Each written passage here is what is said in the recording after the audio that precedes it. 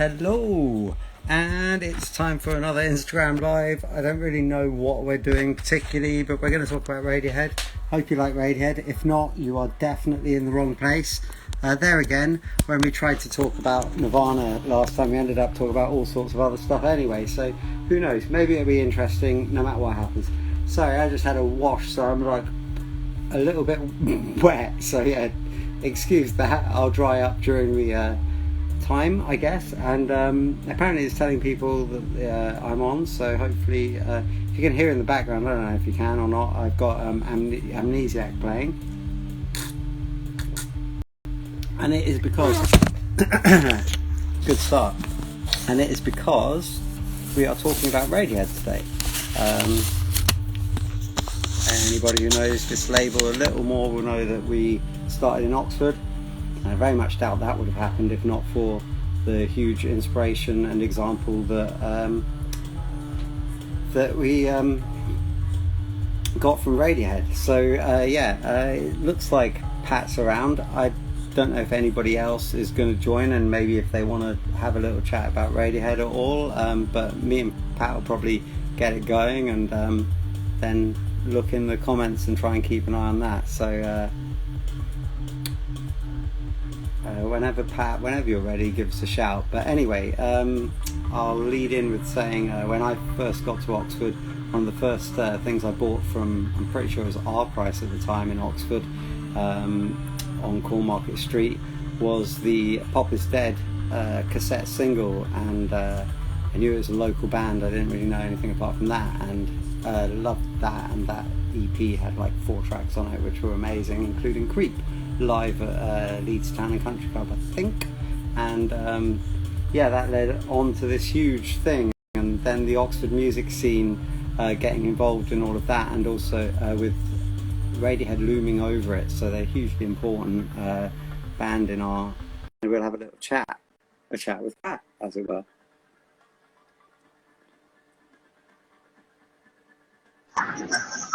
Hello!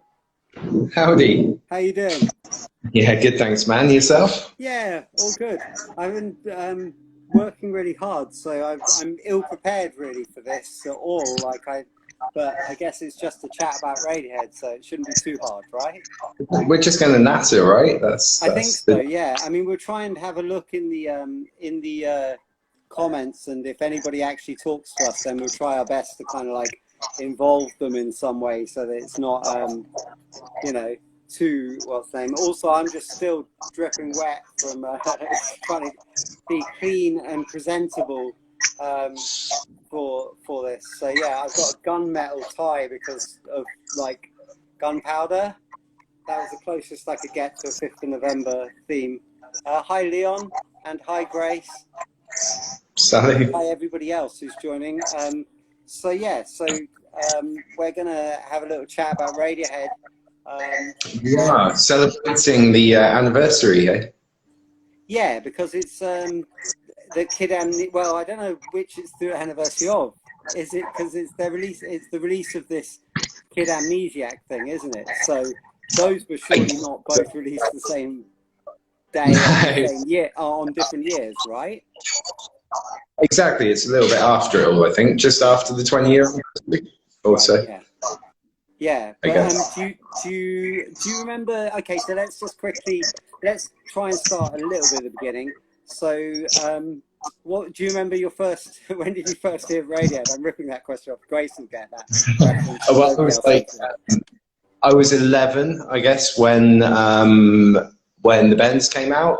Right. But I had an older brother who was really into music, so I got to hear it, even though I didn't really, necessarily like love music at that point. But yeah, it's OK Computer was one of the first albums that I really, really got into. So that's kind of always got. Do you remember much around that time when it was being released? Like, how old were you back then? So what? I guess I was about 13. or so. Yeah, I always forget what our age difference is, being honest. But because I really remember that being such a big deal, like going to listening parties at the record shops in Oxford and all that kind of stuff, and it was such a huge, thing at the time. So wow, and so then it's massive. It seemed huge even to a kid. It was in Oxford as well. So it was a local band that were doing something incredible. I guess it will always be special to us being there, but that's special. Yeah, I can't really separate it, but I guess people who are in Liverpool, with the Beatles and stuff, like probably have a similar thing where it's like, how do you can't really separate it. And like, especially being in the music scene as well and everything, it's so kind of intrinsic. The fact that they even part-owned the Zodiac and stuff was like, it's also intrinsically tied into it all. With them, as I was saying just before you came on, as this kind of... And I know, like, Ride obviously did some stuff before and everything, and was pretty big and, like, everything. But, like, even from very early on, Radiohead seemed like, wow. Like, just a different thing, a totally different thing. Like, I guess you're always aware from listening from OK Computer onwards that it was a special band. It was like, I don't know, one of the last bands for me that is that big, is just... I wonder how much what all that is about, if you know what I mean, in terms of whether that's to do with the whole culture, the whole way that music has gone, and the new mediums and all this kind of stuff. Do you know what I mean? But that's a whole different debate. I've got the music on too loud, so I don't shout over it. Right. Can Tom York and Tilda Swinton be in the room at the same time? Grace asks.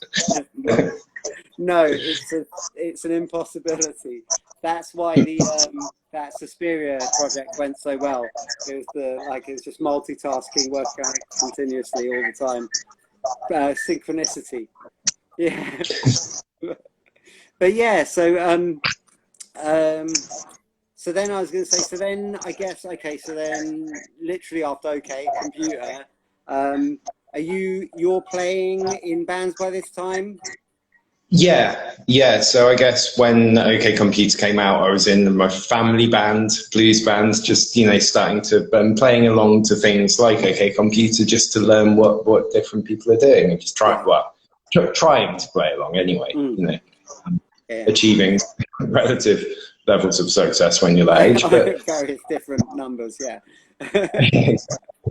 Yeah, it was after that when I was, I guess, Kid A came out, and I saw him for the first time just before Kid A came out, right? And was really underwhelmed because they were playing new stuff, and I hadn't heard it before, didn't really get it. It's kind of sounded like.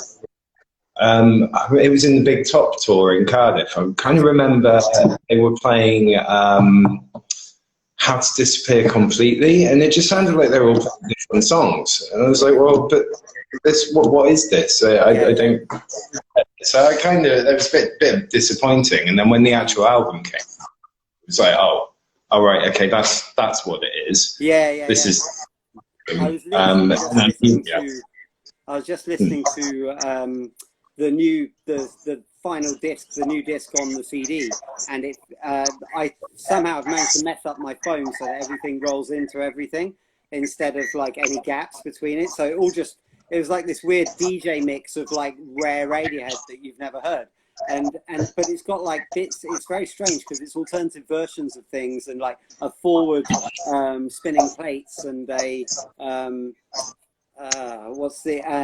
Push Pulk has like lyrics on it. I think it's Push Pulk anyway, and stuff like that. It's interesting. It's really, but it finishes off with just the strings of How to Disappear Completely, and it's gorgeous. It's absolutely like lush, you know what I mean? And yeah, I do really, really love that song. But I can imagine that when you're trying to work it out live, like because Radiohead used to work on a lot of their stuff. Apparently, there's like stories of when they were touring with Alanis Morissette, they were supporting, and they'd be working out on Paranoid Android and stuff, like trying to, you know, and like not really knowing what they were doing with it, but kind of going for it and then changing it, and you know what I mean. So that must have been quite hard for Alanis Morissette fans to like. So yeah, so then. Yeah, Kid A for me, I was up in studying music in Manchester, and it fitted quite well with my kind of, I'd gone there to learn about electronic things, beat music, all that kind of stuff, and so that kind of like, it was quite fascinating to me, and they dropped a lot of tracks on the radio, like in advance, and I remember I was really into my mini disc at the time, so I would record them, and then I'd keep them, and then on mini disc you can kind of cut off, you know, any chat or anything from the beginning and end.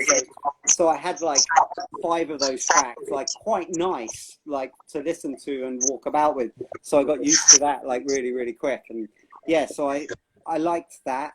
But I remember having like quite a lot of chats with like musicians at Truck Festival, like Aero, like he said it was like not even music and stuff like that. And so, and I think he said everything after the bends, maybe as well. I remember that argument, like quite, not argument, but discussion, like quite a lot. And I remember that was one of the first times I ever hung out with Tom as well, as in Tom Smilex. Sorry, for context for anybody else, the person who's in a band with us too.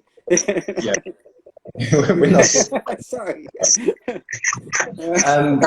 We do actually Skype each other, so if we slip into that, like, I really apologise. Usually we've got our partners here to stop us from being boring.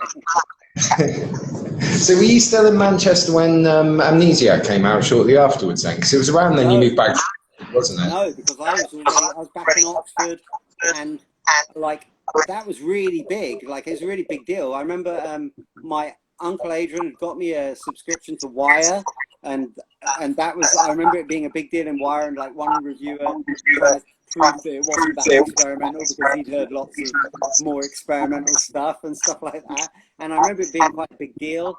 And then I was just getting into the Oxford music scene, and I only knew Deadly and Joe from Ebly and just a few people and stuff. I don't think I even knew.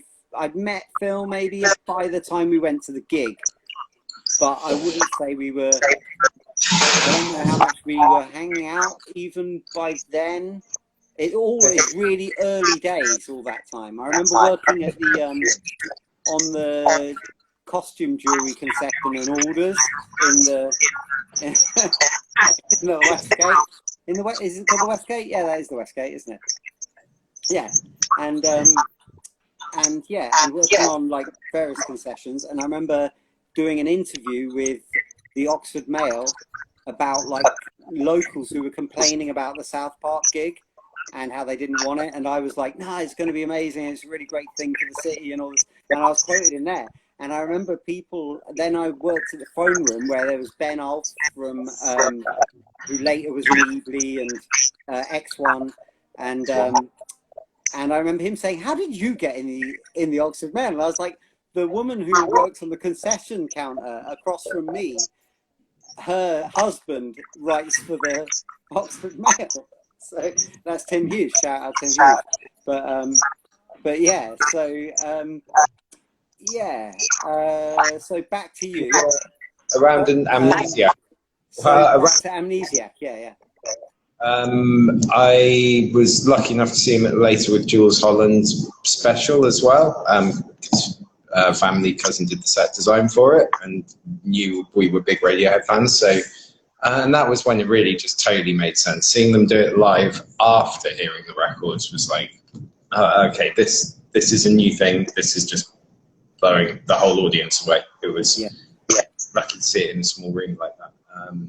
But they totally justified all the hype and all the, I don't know, I guess the kind of, because the critique around that time was that they, you know, the critical opinion was it was really good, right? They were coming out with really amazing new stuff, and maybe the popular opinion didn't totally entirely match that at the time. Yeah. But yeah, that totally justified them being awesome. And then, so I was 17 then, and then was lucky enough to, my band had just split up, Wingnut, band had just split up. And yeah, basically I got asked to temp in another local band in the Rock Of Travolta. Yeah. Or Phil Honey's project. He put it all together, and he asked me to temp in the band because their drummer was going travelling. So as a 17-year-old, I was like, wicked, this is a really nice, big, decent Oxford band who are doing some cool stuff. And it was only like a couple of weeks after we sorted all this out, and Jerry, the drummer from the Rock Of Travolta, had gone travelling to Australia. All of a sudden, we got the call that we had a gig supporting Radiohead, basically. Yeah. So Radiohead at the South Park Festival, and they decided to get a couple of local bands involved and have them open the show to help the scene. It's really nice, really amazing way of putting something back into the Oxford scene as well. And it should be said as well that the Rock Of Travolta is in no way like some kind of ropey local like charity effort or something. Like the Rock Of Travolta were a real force to be reckoned with, even without you. Like they were like such a great sonic chisel of rock, I think was the phrase that was incredible. Yeah, that's a good phrase. That's a good way of describing them. But I think that might be Dave's actually. Know them, for anyone who doesn't know the Rock Of Travolta, they were a 9-piece generally for the gigs, reduced down sometimes. Drums, two basses, cello, keyboard, like a couple of guitars, like trumpets. So it was a pleasure to be a small part of that band, to temp for a few months, and it just for me as a 17-year-old, lucky to have the chance to play at a gig like that. So Radiohead chose a couple of local bands to open, and we opened the whole day, which was insane. I mean, it's ridiculous as a 17-year-old to just get the chance to play that kind of level of gig. Never. Well, it should be said also that how many weeks earlier was it you played supporting Rocket from the Crypt, and that was that seems like that pales into insignificance, but that would be a lot of bands would be oh wow, well that's pretty good, isn't it? Do you know what I mean? Especially at 17, you'd be okay, that's wicked, that's enough. I went to see Seafood and Alarm Farmers at that venue in London a couple of months before, and then got to play there. That was the Electric Ballroom. And seen Therapy there. And now I get to play here, and then we actually Phil was good with this. We booked the Rock Of Travolta booked a gig the day after the Radiohead at Brixton at the Windmill. Oh yeah. A little pub where it is a good crowd, but it's a little room. I've been there. It's kind of almost as a little reminder as well, that was yesterday. Now we're going to play these gigs. Back to earth. Yeah, completely. I'm pretty sure Caliber they played the Brixton Windmill, didn't they? Yes. Hang on. That's a memory. No, that was a Telegraph. I think. They may have played the Windmill as well. I feel like I have this echo in my mind of that being a thing. But who knows with my mind. But so anyway, so on the so you've got this gig and you go to this gig. So tell me some stuff what time did you have? Because you were quite early. It's a whole day, isn't it? For anybody who doesn't understand, this is South Park, which is a big park in Oxford, and basically the stage is down at one side, and then this massive hill, and everybody's just up this hill, just so many people, wasn't it? And it had the day was what I think, would it be right to say 7 acts? Is it or 6? 7? Yeah, 7 acts. So from Radiohead down is Radiohead, Beck, Supergrass, Sigur Rós, Humphrey Lyttelton. Yeah. Rock of Travolta? Esther Thrale. Esther Thrale and Rock of Travolta. Is that right? I guess so. Yeah. Right. Sorry, Esther Thrale like dropped out of my brain for a second there. Yeah, but didn't they turn into, what did they turn into? Psykid, was it? Psykid, and they were the Full Monty before that. Oh, right, there you go. Yeah, for the like people in tiniest names that nobody will know who's watching this anyway. But yeah, so anyway, so you go to this gig. How did you get to this gig? You went with the band. We hired a van. You know, that was quite a decent thing to get all your kit around. But it was the first gig only gig that I've played at, where the van pulled up. And literally, by the time you've kind of got out and seen where everything is, your kit is already unloaded for you. And really? It's like just a team of people just doing it for you. Just okay, well this is different. I mean, I played that gig with my old Tama kit, which was like my first drum kit. So turning up at a battered old, flood damaged beginner's kit. I did feel. Did you get some good looks? Are we right here? Is this good? But obviously it's a totally different thing playing a gig like that. I haven't repeated it. But we had an engineer who was like kind of stage manager engineer who was doing monitors, making sure we were comfortable, helping us get set up and stuff. That was Scott. I met Scott. Yeah, of course, Scott McKenzie. Shout out Scott McKenzie, now in Bristol. He's got a studio. You'll have to look him up on Facebook, I think, because I can't remember the name of it. But yeah. So he was just making sure we were all good, and obviously we had our own sound engineers as well. Shout out Tarrant in sound, and basically it was quality. Sound, sorry? Tarrant. Oh, is that Tarrant? Okay, yeah, cool, wicked. Bands for anybody in the whole country who wants to get about, who's a band who needs a van in the country, big, little, you name it. Good drivers as well. Can personally recommend good friends of mine drivers there. So yeah, go and if you need a tour van, we've had some nice tour vans from them. God, I've had some nice times, tellies and stuff. Do you know what I mean? So nice, like the long journeys and stuff. Yeah, Vans for Bands. Go look them up if you're touring in England or Europe. I think then they can sort you out. So yeah, as far as I know, don't know about those European laws at the moment, but yeah, beyond that, yeah. So that was. So you pull up. So you pull up. Your stuff's loaded out. You sound checked. What kind of time did you sound check? Yeah, we were lucky that we were the first group on, so we were the only one that had more than a line check. We actually did get to songs, and my family and friends were kind of queuing outside beforehand and like heard bits of the sound check. Whoa, okay, so that actually was like a full-on. Okay, we're playing like cues in it's just bizarre. We'd never been on the stage that big. We were really far away from each other, so it's a bit it changed. The bass player's like kind of over there. You can almost see bass players, one on each side, so I could try and see one of them at a time. But so we got a sound check, and then we basically went and I don't know about anybody else, but I basically went and crapped myself for about an hour and a half waiting to play, just trying. Yeah, torturous, being honest. Like the time between when you must be like, come on then, let's just play now. I sound check now. I just wanted to get on.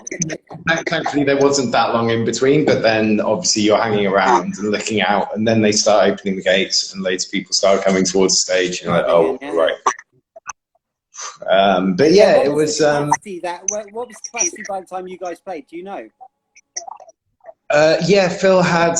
I think Phil had the figures, and it was like it was somewhere between 15. I can't remember totally, but it was somewhere between 15 and 20,000 when we started, and by the end it was 25,000, and the whole it was 45,000. But yeah, it was. You know, places like that, you don't really totally remember them, even just straight afterwards, because you're running on adrenaline a little bit. But I do remember walking. We swapped instruments in the Rock of Travolta. I was just about to ask you about that bit. Yeah. Yeah, and I do remember kind of walking from the drums. They were quite far back on the stage, so I could see the crowd, but evidently I couldn't see kind of the first maybe 10,000, 5,000 people, because it was like there underneath. So as I walked to the front of the stage, I was we swapped instruments. So I had to go and play keyboard again. I'm not really a keyboard player. I had to go and play keyboard while Phil played drums. Yes. Who's not really a drummer.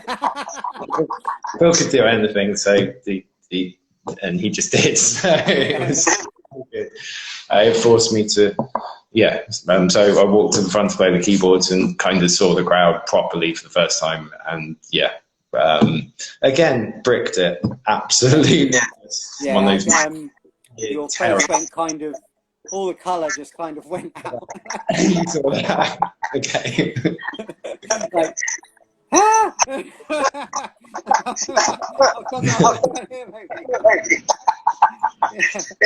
I got the same report from my family afterwards. They were like, "You look terrified."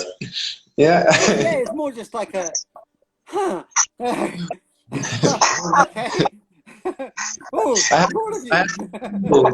To hide behind. I was just exactly, quite baptism of fire for your keyboard. But what an awesome experience, you know. So grateful to them, to the band for choosing us and giving us that. It's pretty great, like when local bands have bands have a support of their local, music scene, and Radiohead definitely like in that club. So all of the bands from Oxford are pretty good, really, with it. Which has to be said, doesn't it? And speaking of which, obviously, Supergrass are on the bill.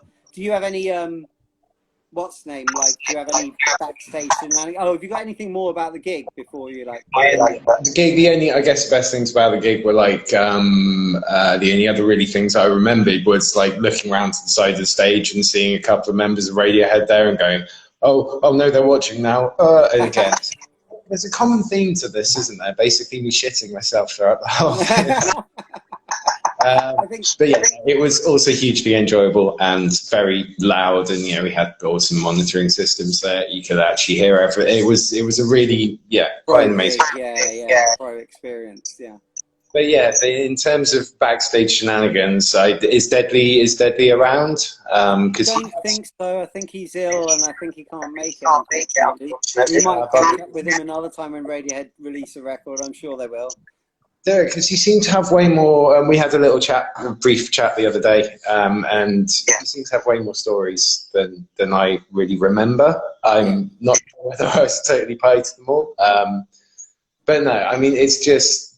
By the way, hello Ollie on Sarah's phone. I just noticed, and hi Hawking, hi Crossed Out, hi everybody else. Sorry, no worries. No, I mean, Deadly said apparently. So Danny Goffey from Supergrass was totally wasted, and he did kind of stumble off his stool at one point. But how much of the bands did you watch from? Like, because obviously you had this backstage pass, so it must be quite gutting because you had people out front. I mean, I hang out with you like at that. Actually, it should be said that actually I asked you to join Smilex that day after you played the biggest crowd. I figured it's nothing to lose, and you obviously thought the same thing. So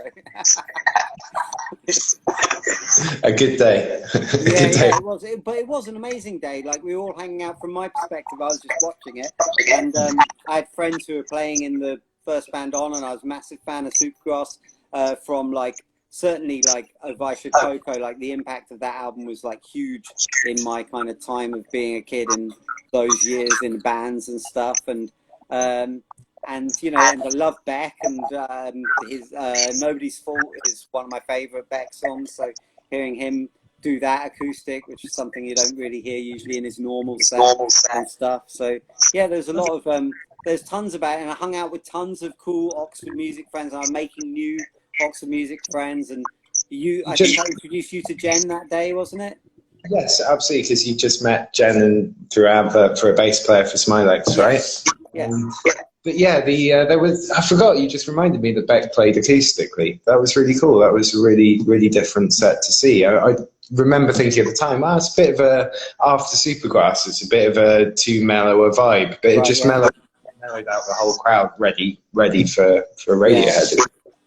I really liked it when Tom did a little bit of, before Everything in Its Right Place, he did a little bit of Nobody's Fault on the keyboard, and like someone introduced it into it, and it was really lush. It was a nice like little nod. And I remember in the Radiohead set, some of it we were out there, but then I think for like some of it we were inside the main, you know, the special circle, and there was like Phil and Emily from Meanwhile Back in Commons Russia, like almost kind of local rock royalty, but then there were also kind of actual kind of, you know, proper celebs like all over the place. So now I can't really remember, but I remember at the time being like, oh, it's so-and-so, oh, it's so-and-so. Apparently Phil, it may be Phil who said something about someone, we shouldn't say that bit, that's a bit inappropriate, yeah, don't worry. Anyway, but there were lots of celebs there, yeah. I just realised that was not a kind of thing that you repeat, yeah. Not appropriate. No, cut that one. Yeah, sorry, I started the thought, but yeah. But yes, so how much did you, so what my question to you was, like, how much did you back and forth and everything? Tell us a bit about that. How much, what, sorry? Back and forth, like, between like, being backstage and... Backstage, we had like a pass which said access most areas. So there were two levels of passes. There was the Radiohead and crew pass, which was access all areas. And then there was like little kind of caravan like squares with a little courtyard in the middle for all the bands for dressing rooms. So we did hang out, you know, back and forward to see the bands. We were allowed to watch Supergrass and Beck from the side of the stage, but not Radiohead. Well, as soon as Radiohead won, it was totally a different thing. Understandably. But yeah, we basically, when all the bands had left, just went around taking all the set lists and all the like running orders and all the dressing room signs from everyone. So we probably acted a few of us acted the part of the local band playing a bigger gig. Yeah. That's the right thing to do, because now you've got that shit. Do you know what I mean? Exactly. That's Hugo Ross's dressing room sign. I'm fine with that. But he was saying Humphrey Littleton gave him his running order, which apparently he had a really good chat to them, and they were a lovely bunch. I had a little chat to a few people, but it was just, you know, it's kind of, there's a lot of people milling around, and you know, a lot of crew, and a lot of it's a surreal thing to see. It's nice to dip in on, but at the same time, it's not like you're hugely missing out in that way of like, oh, what's going on backstage? Yeah. It's mainly work, isn't it? Yeah, mainly people working, yeah. Precisely. Yeah, anytime I've been there, it's always been like the odd person you might chill out with or something, but mostly just people busying about, getting ready to do what they do, or just finishing what they've done or whatever, yeah. It's only people who've got like way long time to kill, like a couple of other stories that I won't get sidetracked into, but you know already. But yeah, so, but it's usually like, yeah, I was gonna say, I lost it. No, I know what I was gonna say. I remember some magical moments as well. When we were in the little circle, I was with Scott, who was your roadie, and it was raining. It's quite near the end. It was like, I want to say it was like just before the encore, and he decided to roll a joint, and it was raining, and he managed to roll it perfectly in his hands, like without it getting totally wet. And it's like, how did that happen? And then when they played Creep, I remember they did the intro to motion picture, motion picture soundtrack, is that what it's called? And and then the thing either didn't work, or did it work, or was it a wrestling trick where they pretended it didn't work, or what was it? But then they played Creep, and I remember just like us, like loads of us bouncing just up and down in that area, just like totally going like. It was one of those. The rain again seemed to kind of like just kind of stop, even though it was definitely still raining. They didn't seem to be hitting. So it was very strange. It was one of those gigs. Everyone was engrossed because it was such a awesome performance, you know. Yeah. But yeah, it's quite amazing. Yeah. So So then I guess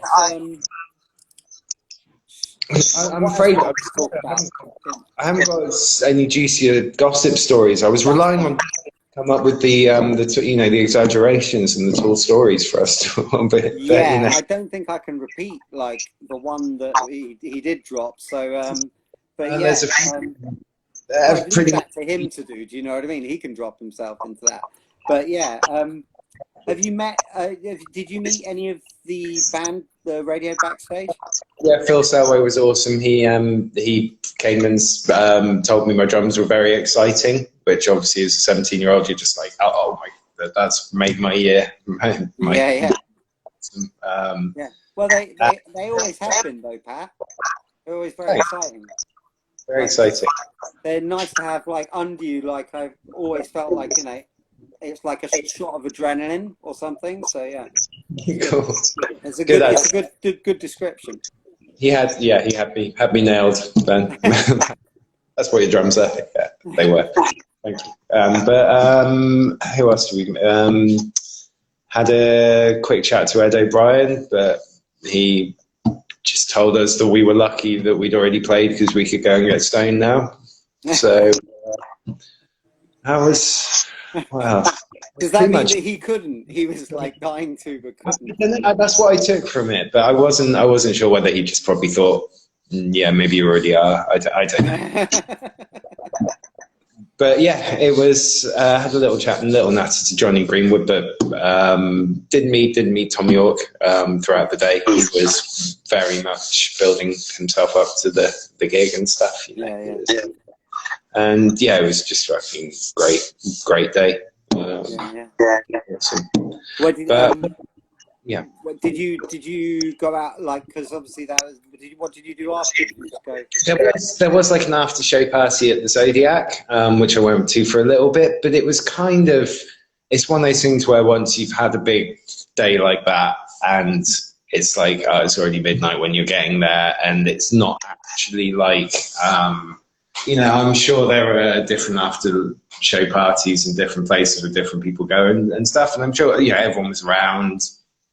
But they've, the band's always going to have a lot of people to talk to, and it's not like we had a brilliant day, so just had a few drinks, and then headed off. But it's really nice to be involved with that as well. That they extended the invite to all the bands involved. And have a little party and a little drink, but by that point, when you just seen a gig like that as well, there's not really anything left. Exactly. It was super epic gig. It was Nash Anthem first, wasn't it? First thing that rung out, I'm pretty sure. Yeah, absolutely. Oh, we didn't mention the intro tape. Phil did a brilliant intro tape for the whole for the. To say, do you remember that? It was a piss take of Fitter Happier called Shitter Saggier. And it kind of got the crowd really involved because everyone sat down chilling out, wondering what's going to be first on, bit of a festival vibe. And then they hear some Radiohead orientated thing. Thought it was maybe something to do with it, as in, what's that? And got the crowd launched from there. So clever move. Thing. He's a smart guy, Phil. Phil Honey, the XR genius of the Oxford music team, who's a good friend of both of ours, and he was mastermind behind quite a few good projects in Oxford that people should look up. The Rock of Travolta, the Doubt Frequency, Man Young, Captain Howdy, Boy with a Toy with myself. You were in Doubt Frequency for a bit, weren't you? one gig, time. One gig. That's still a bit. You have to do some rehearsals, didn't you? So, yeah. So wicked. Yeah. And so go on then. Like, let's bust out a couple of you. So, what are your favourites from? Do you have any favourite memories of songs from that whole gig, Radiohead or otherwise? From the whole gig, in general, in the Rock of Travolta set, I love it when a plan comes together. Was always just like really when it cuts down at the end and then cuts loose and cuts that. Just absolutely awesome. But in terms of Radiohead, Paranoid Android, when they were singing Rain Down and it was pissing it down, it's not like it starts. Yeah. But it's there, you're stood in their hometown. The whole thing, the whole gig, man. It's weird as well. They've got like Trey Parker and Matt Stone to like do all the merchandise was like South Park orientated and everything. So it had this very unique kind of weird, like it's its very own one-off event that's like, they did really well on the raincoats that night. That must have been a run at that moment. Yeah, that was a good plan. Yeah. Well, I guess it was the days before smartphones, wasn't it? So everyone was actually watching the gig rather than. Did they do? I have a feeling they did the song that's playing now. Someone listening in, "Life in a Glass House." Of course they did, because Humphrey Lyttelton there, his orchestra. That's really good as well. Yeah. Awesome, you're right. But no, it was a set of awesomeness. It was what, 2 hours? Yeah. 2 hours, 20 minutes, something. Yeah. It was unbelievable when they played Creep, because you like in a way. You'd not forgotten that it existed, but you'd had so much of your fill by that time. Like you'd had like when they dropped things like Fake Plastic Trees, they didn't almost need to or whatever, and then it would be like, oh my god. Like, oh, here's just 3 amazing songs for you. Oh, and then we're just going to crack on with some other awesomeness. But yeah, almost like it was nothing. It's just, yeah. Amazing. I've seen them be that. What? I don't mean to say that. All right, okay, yeah. You should definitely go and sort that out. Yeah. But thanks for sharing. Yeah, so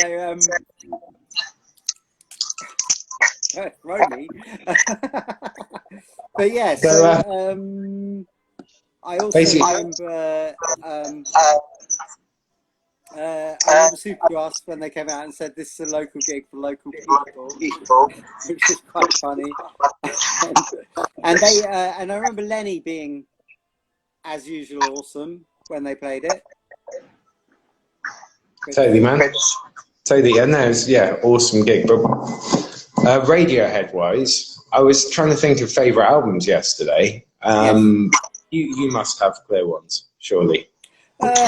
It's hard because it moves in phases for me, and like I have really like kind of big memories and personal attachment to like almost all of their phases. So like every time I saw them like at like kind of key times, like I was at that Glastonbury after OK Computer, which was a big one. I was at the Oxford, what's the main place called? The Apollo, when it was the Candy Skin, Supergrass, Radiohead, and all they had out at that time was Planet TEDx, High and Dry Planet TEDx, and all Supergrass had out then was Caught by the Fuzz and Manslow's Rooster, and it was like seeing, you saw Candy Skins who were really good, really good, you know, like really solid, decent, nothing wrong to be said about it. But then Supergrass came on and they were like awesome, just rocked it, like so good, had all the tunes, so dynamic, so everything was really great about it. And then you just thought like, oh, Radiohead are gonna like maybe struggle a bit to top that with their like Off What I Know of Pablo Honey or whatever, and then they just came out and played like all the Benz stuff, and you're just like, and I remember Street Spirit. I was just like, I remember whoever I was with, I can't even remember who I was with, but I turned to them just like, what is, like, this is ridiculous kind of thing. Like, what is this? It's amazing. kind of thing. Like hearing Street Spirit for the first time live in the Apollo, and it was just insane. And Tom was like in such amazing voice back in those days, like incredible. And then and so then I guess then the next time I probably saw them, I didn't feel like I kind of needed to see them after that Glastonbury one, because I'd had quite a fill. And you know me, I see like tons of bands all the time, so people slip off the list if I've seen them like too recently for a while. And then the Amnesiac, that was kind of like, I'd been really into Kid A, and then Amnesiac, and then that gig was like the next one. And you know what? I've never seen them since. I just realised I've not seen them since. Yeah, I wouldn't mind now. Actually, I'd be really up for it now after all this time. But yeah, and I saw them when I didn't even know who the hell they were. And I worked at Burger King, and the guy said, "We're going to a gig at the venue." And I was like, "What's the venue?" And they said, "We're going to go to a gig, and it's got a club night after or something." And I was like, "Okay." And so I went along with them. I saw some band. I moshed about and stuff. I remember blonde like hair and the angular guitarist. Like I remember those two things definitely. Like, but I was and like I saw Radiohead. Like I don't think it was that time they filmed the thing, the street video or whatever, but it was like one time right around that kind of time, and it's quite close to when the venue turned into the Zodiac. And then I saw Theodore Supergrass like on like second or third ever gig like at the venue as well for Sam Beaker's birthday party. And it was the Daisies, Bigger the God, and Theodore Supergrass, and maybe some other band, and maybe another band I can't remember. But so it's like, it's weird, like seeing things that you didn't really know what you were seeing, if you know what I mean.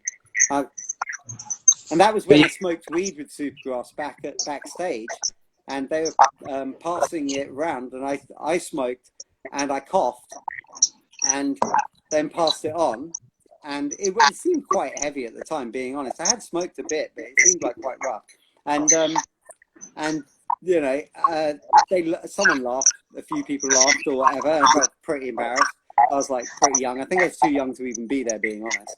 And then years later, I have a copy. It's the day Lenny came out, and I'm walking up the Cornmarket Street with Perry, my girlfriend at the time, and we bump into Gaz and his girlfriend, and I'm like, "Oh, hi, Gaz, just bought this. Will you sign it for us?" And then he said, "Yeah, sure." So then I say, "Oh, I actually saw you like years ago for Sam Bauer's birthday party, and you were hanging out. You and him and his missus were like together then." I said, "That's really cool. That's really nice." And he said, "Huh, you coughed." And I was like, "Oh, that was my cool moment with my like I was trying to impress my girlfriend. That was my cool moment." And he totally, I'm just the coughing guy. I'm the coughing guy. Yeah. So, so I've met Tom quite a lot of times as well, and I met Johnny. And one time I met Tom.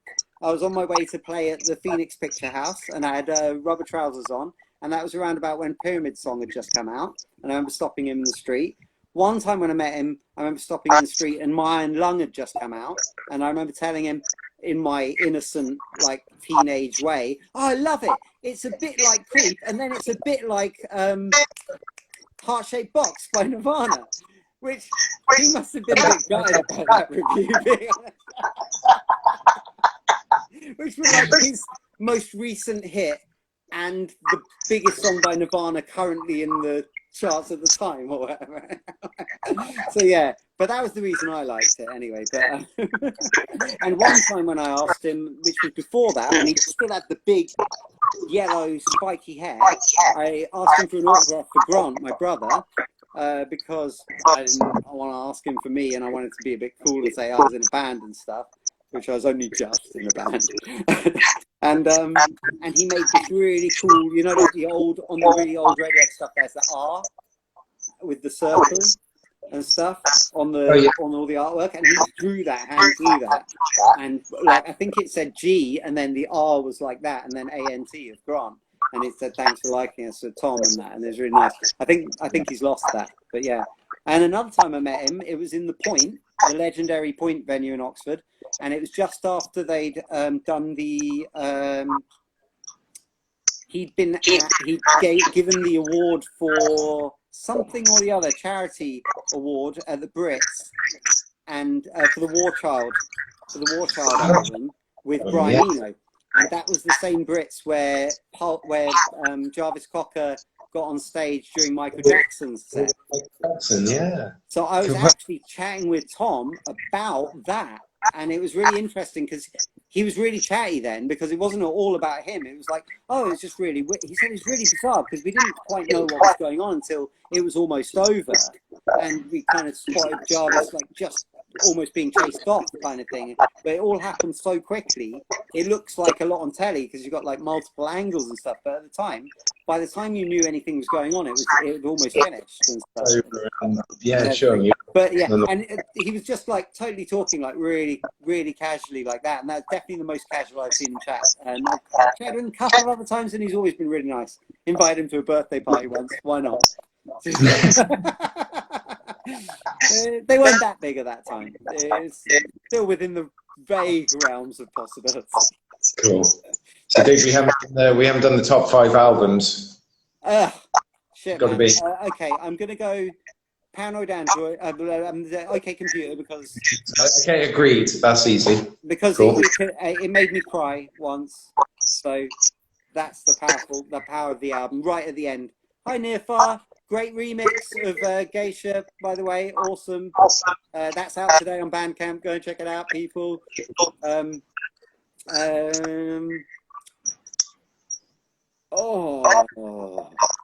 second one is a tough one, right?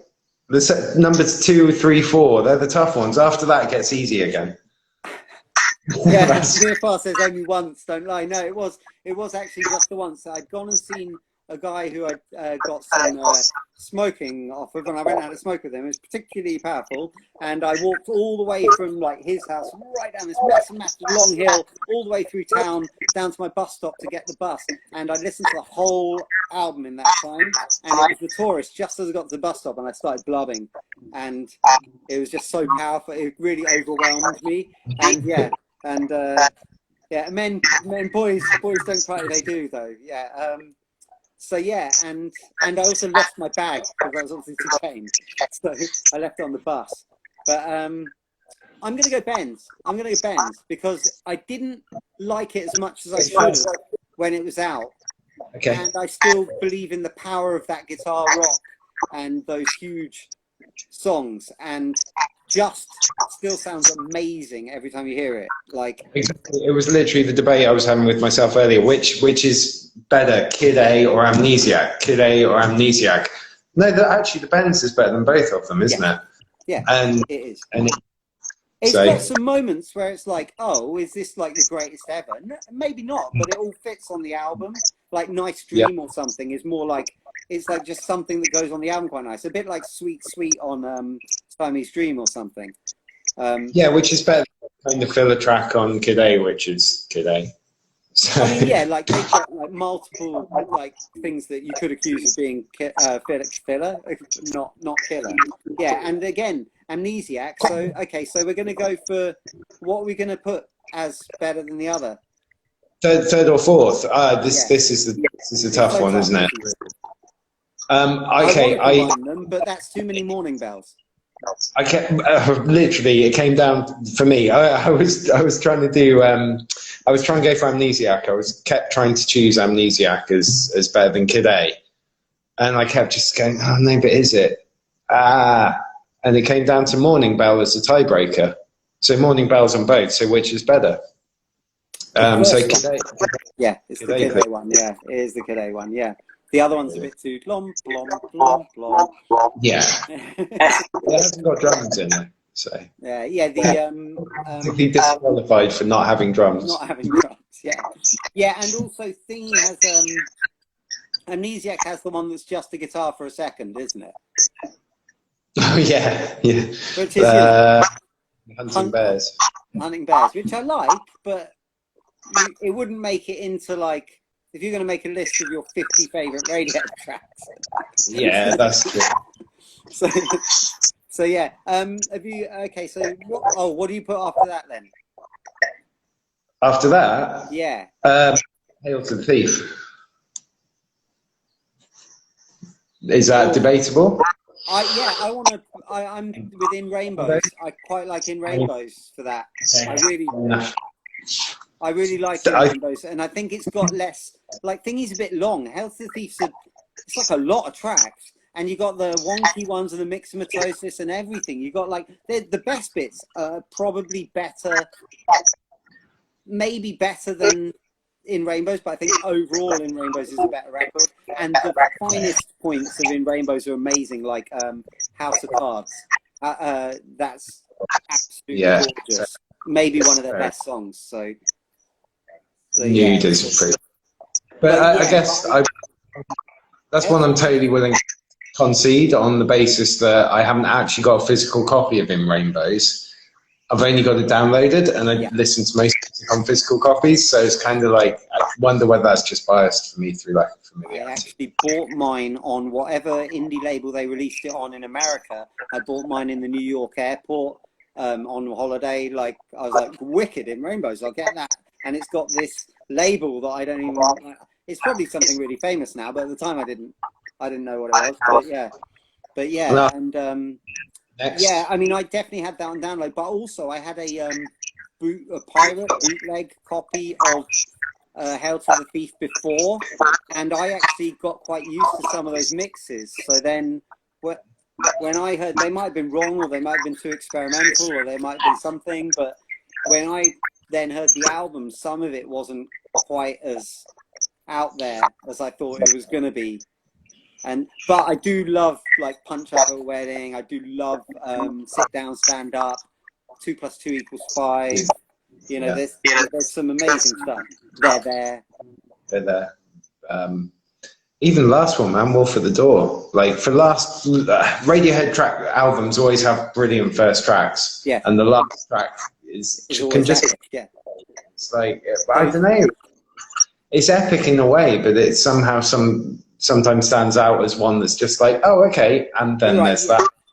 Like, and yeah, for me, Hail to the Thief, it's just like, yeah, that's a brilliant ending to that album. But yeah.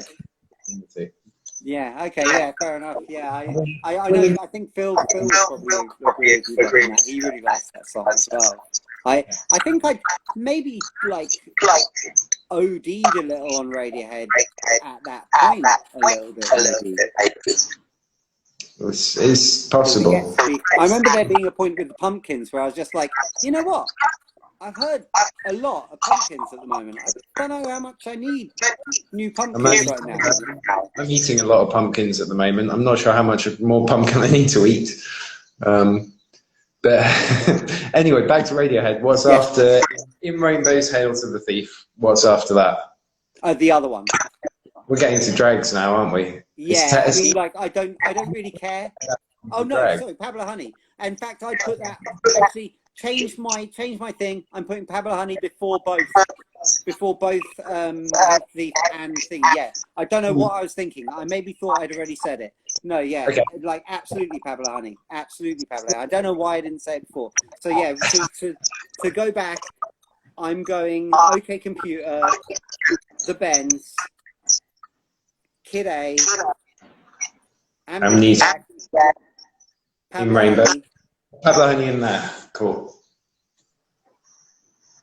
Really, I'm starting to get tempted to put Pablo Honey higher now. The more I think about it, like, the more you think about it, it's like, it's really good, man. Like, it's like, I know, but I was thinking about this yesterday, The Order, and I really like the new one. I really like the Moonshaped Pool, and the other day I was thinking, it's not as good as OK Computer, but that's up there for me. And then you start putting them into order and realise that maybe it's not, because they're all really, really. Yeah, it's nice that you've got all these different things or whatever, but like, yeah, I don't know. I'm starting to think Pablo Honey is actually more important to me than Kid A or Amnesiac. But I don't know. Let's say it's in the 5, and then nothing else is in the 5. Yeah, that's it. I'm closing the. That's it. I'll close my 5 with Pablo Honey, and then like all the rest can just fight it out. I think, you know. Cool. Good and work. What would you go with? Pretty much the same in terms of it. OK Computer, totally then the Bends. Kid A Amnesiac we've debated between. I think we're right on. It's close. It's Hail to the Thief still for me more. Okay, fair enough. A Moon-Shaped Pool possibly even more than In Rainbows as well. But then Pablo Honey, it's like I still prefer In Rainbows to Pablo Honey, I think. And I still prefer Moon-Shaped Pool, and so it ends up finding its way towards the bottom, which is possibly unfair. But that's a cool question. No, I'm gonna stick with my old school. You know, finding that band, then being from Oxford. Do you know what I mean? That was all really special, and certain songs like Creep. I'm not gonna. Do you know what I mean? And Anyone Can Play Guitar, and the one that's not on it, which Pop Is Dead, which obviously has huge resonance for myself and tied in with you as well. So yeah. Did you see that clip, by the way? I brightened it up. It's really good. Right. Yeah, last one of the last songs performed at the Zodiac, right? Yeah, second to last. Yeah, second to last. So, but you know, the other one doesn't quite count because it's an encore. Before and now to be the last, No one planned for PVC to be the last song ever played.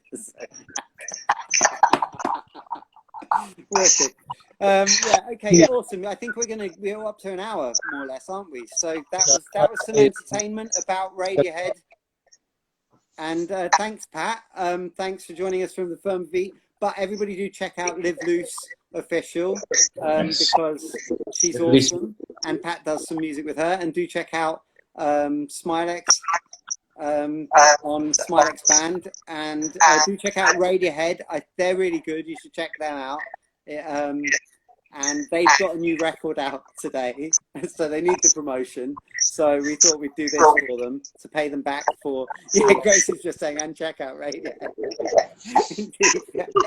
And check out Oxford Music though. Really, Gets Louder put together this amazing playlist on Spotify, which has tons of like just loads of Oxford bands, and there's just a wealth of Oxford music, like really great Oxford music. If you're watching this, any of the bands we mentioned, but also like hundreds more, literally. Wouldn't you agree, Pat? Yes. Yeah, just check out your local music as well, wherever you are in the world. Go to some gigs, go and see some bands. If you can, obviously, with the situation at the moment. But yeah, go see some live music and buy some music from your local bands. That's how On a Friday turned into a Radiohead eventually, isn't it? So yeah. Totally. Cheers, buddy. Cool. Always fun. Weird to do it like this, but yeah, that was. Good fun, man. Thank you. Take care, man. See you soon. Bye. Happy Firework Day. Cool, man. The 5th of November. We don't have that here. Oh no. English thing. No fireworks. You can still go and burn a little effigy of Boris Johnson, I'm sure. Gladly. Cool. Take care, man. See ya. Thanks. That's it. Thanks very much for joining us, everybody. That was great. Thanks, Pat. Do check out everything, www.quickfixrecordings.com. Thanks very much. Take care. Bye.